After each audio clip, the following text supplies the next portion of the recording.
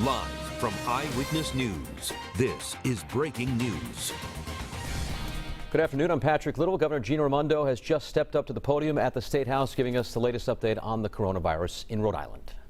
And a special thank you to all the people of Rhode Island who are helping us as we get through this unprecedented crisis. And it is unprecedented. This is like nothing any of us have ever lived through or managed before, but we're taking it a day at a time.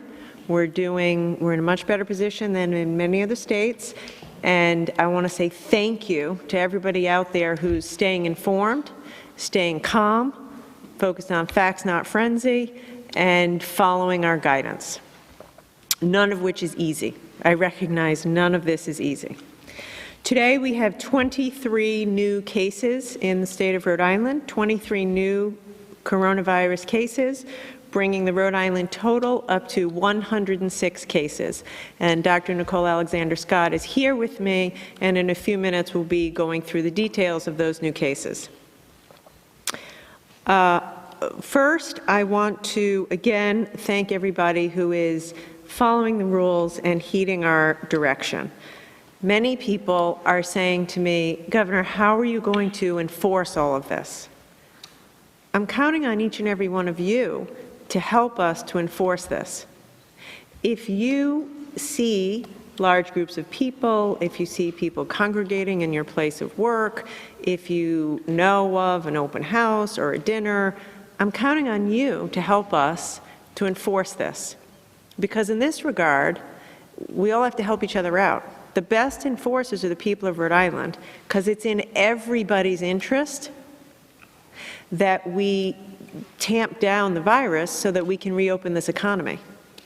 So I want to say thank you for those of you who are heeding the directions, and I want to say also thank you to those of you who are helping us to enforce the rules. And by the way, it isn't just enforcement, it's looking in on somebody elderly, giving a call to somebody, delivering groceries, etc. Today is the first day of our experiment in distance learning for all of the school children in Rhode Island. So again, I want to give a big thank you to parents, teachers, and students, and all educators. I will tell you that I've been overrun with emails from parents saying, Governor, we're ready to go. We set up a desk in our house for our kids. The kids, we set their alarm, we're putting discipline in place, so I want to thank you. You know, that's the best thing I've heard from parents. I'm hearing from teachers. They have a schedule of how often they're going to be calling their students. You're being so innovative, and I want to thank you for that. We got to make sure these kids continue to learn, and from the early signs that I'm seeing, I'm feeling very optimistic that we will be successful in our innovation around distance learning. And we're going to continue to learn and share best practices with one another. I want to take, excuse me, I want to take a second to speak directly to the business community. First, I want to let everyone know, I know how devastating this is to our economy. And it is devastating. Starting 1 week ago today, I started to make incredibly difficult decisions which have had the effect to really, to really shut down our economy in many ways. I want you to know this. I begin every meeting asking my team, what do we have to do to reopen this economy? What's happening now is not the new normal. This is not the new normal. It is not a sustainable approach to say we're going to have no economy. It's a temporary pause to enable us to strengthen our system, strengthen our healthcare system, strengthen our testing and contact tracing system, so that when we reopen, we can keep everybody safe.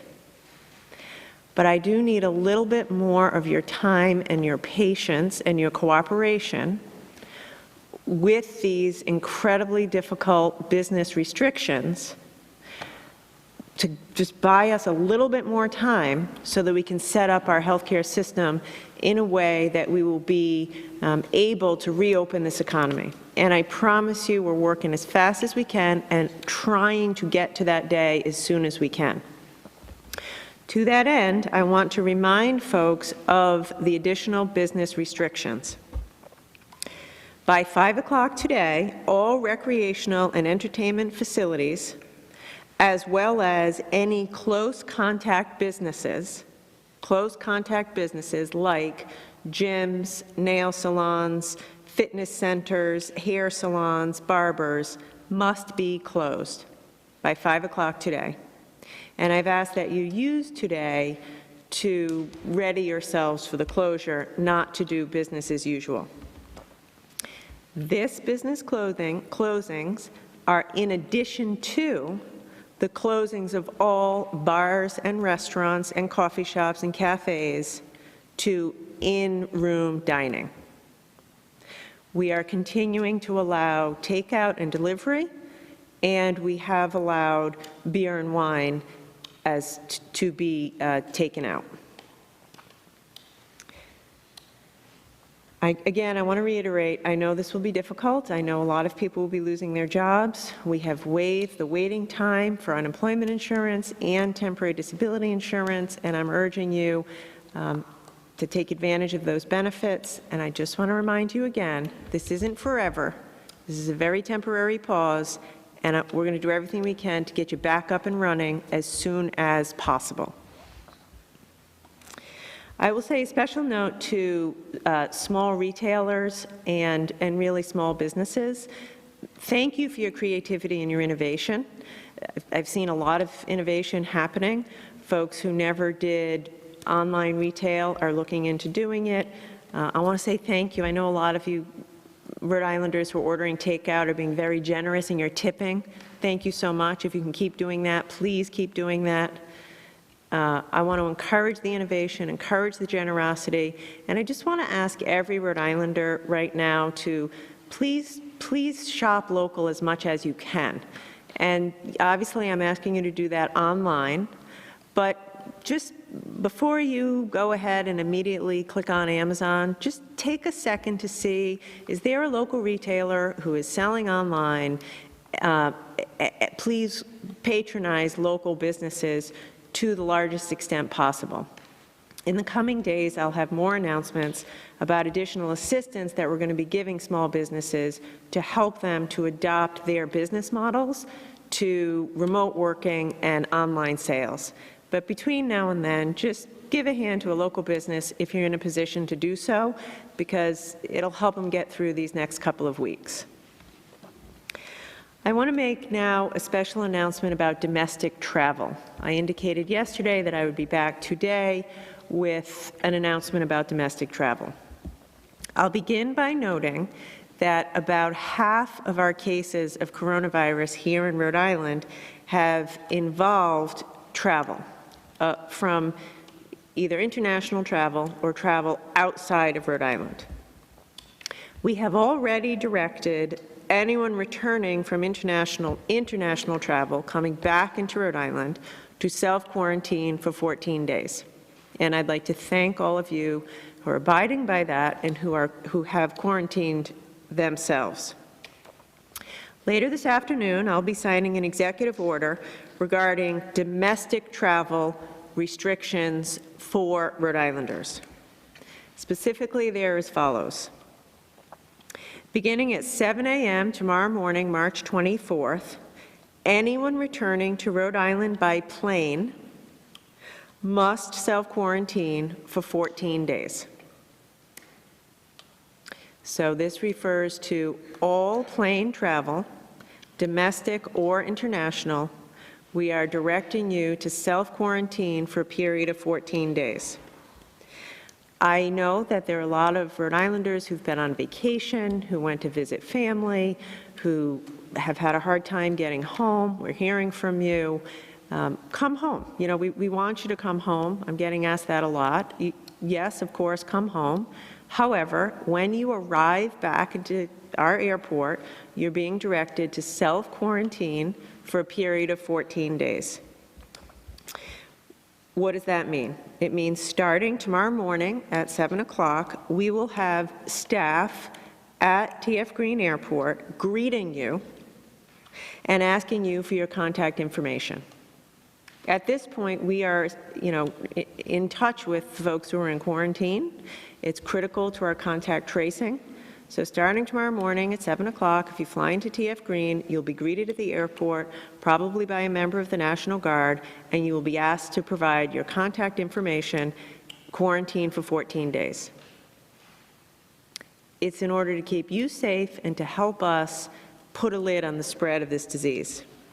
Please note that this quarantine order does not apply to healthcare workers, public health workers. We are having lots of folks come here from FEMA and the Army Corps who are helping us fight the crisis. Obviously, they're not quarantined. And public safety professionals. So if you fall into one of those categories, you're exempt from this quarantine because we need you, if you're well, to report to work and help us fight the crisis. I do want to make a special note to commuters. We're overrun with questions about train travel and commuters and car travel. The fact is, in our region, there are many people, thousands of people, who commute beyond the borders of Rhode Island every day for work. If you live in Rhode Island and work in another state and you're able to work from home, we really need you to do that. We really need everyone who can work from home to work from home. If you're a Rhode Island business, so now I'm talking to Rhode Island business owners and managers, your company is located here, and you have employees who might live in Massachusetts and come here to work, I am asking you again to make every provision possible for your employees to do remote working. And I really am asking you to lean into this. That means give a laptop to your employees, enable them to work from home, call us if you're a small business and need a hand getting your hands on more laptops or remote working software. 521-HELP will help you to do a better job of remote working. If you need to keep a few folks in the office, to collect files or do what needs to be done, of course we understand that. You have to do that. But we need you to keep everybody working from home as much as possible. And if you have a handful of people in the office, keep them apart from one another, plenty of cleaning, and ample opportunity for them to wash hands and use hand sanitizer. The most important thing, do not let anyone into a workplace if they are sick. So that means, as I said yesterday, everyone ought to be screened when they're coming into the plant or coming into the office and ask, do you have a fever? Do you have the sniffles? Do you have a headache? Do you feel sick? If so, go home. This is probably the most important thing that we can all do right now. Earlier today, at 10 o'clock today, Governor Baker of Massachusetts announced a stay-at-home advisory for residents of Massachusetts, and he ordered the closure of all non-essential businesses in Massachusetts starting tomorrow at noon. Because Massachusetts has done that, I feel that it's safe at this time not to close down our borders because that will substantially cut down on the number of people leaving Rhode Island to drive to Massachusetts to work. Many of you are asking me to shut down the borders to interstate travel of any kind. I hear you, but at this point in time, I am trying to maintain some semblance of an economy. This is really economically devastating for too many Rhode Islanders. So at this moment in time, I am not taking any additional measures as it relates to closing our borders or closing any additional businesses. Our ability to avoid additional closures depends on everybody following the rules related to social distancing and remote working that I just put forth. If we don't comply, then we have to go the route of other states and clamp down even further, which I think would be not the right path, because then the economic consequences will be even more devastating.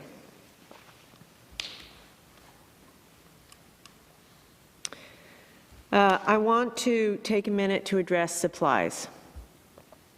If you are spending any time looking on social media or looking at the experience of other cities and states, you're getting nervous that Rhode Island might be running out of ventilators, hospital beds, personal protective equipment. I want to reassure the people of Rhode Island that we are literally scouring the world for medical supplies. Our supply chain systems are getting stronger by the hour. We have a system now where we are tracking how many days on hand of all the critical equipment that are needed, and we are working around the clock to make sure that we're never short-staffed or overwhelmed by the needs. So all I can tell you now is take it off your list of things to worry about. If you're a local manufacturer who thinks you can help, reach out to Commerce. Visit the Department of Health's website. The Department of Health has a special website which allows you to see the equipment we're looking for. If you can make a donation, if you know where to source it, if you can make it yourselves, fill out the form on the website. But otherwise, I don't want folks to get alarmed about this. We have a system, we're working the system, we're scouring the earth every day to get these supplies, and I feel very good about where we are. I also have to thank our hospitals and frontline healthcare workers. As the days drag on here, these are the folks that are working. You know, I constantly hear from doctors and nurses and respiratory therapists. They're working until 2, 3, 4 o'clock in the morning. I know how hard it is, and on behalf of a grateful Rhode Island, I want to thank you for your hard work.